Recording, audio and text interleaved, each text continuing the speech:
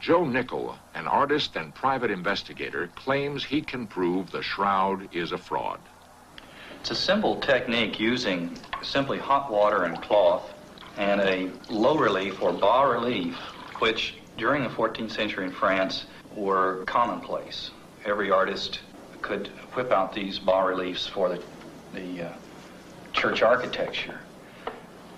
What you do is you mold the cloth while it's hot and while it's wet to the bas relief. And to do this, you begin to use your fingers to press and force the cloth to the features so that it begins to take on the relief of the features.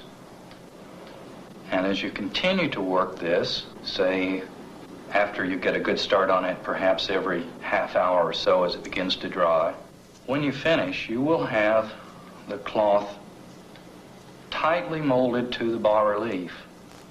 It will fit it rather like a mask.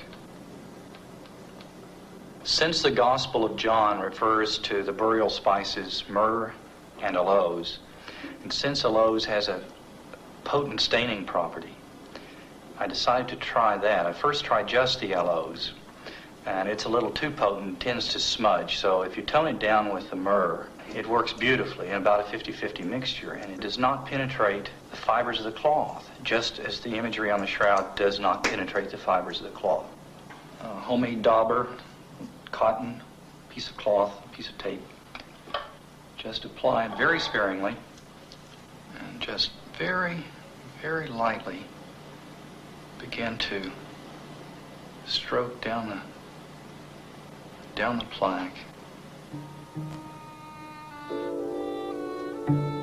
With this experiment, Nickel produced an image of similar color and tone to the face on the shroud. His final test was to subject his image to the process of negative-positive photography.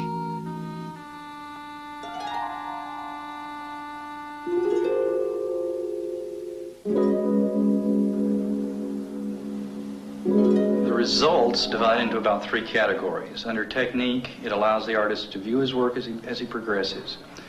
It's consistent with the opinions of 2 official Shroud Commission members that it was an artistic printing technique, probably using a model or molds.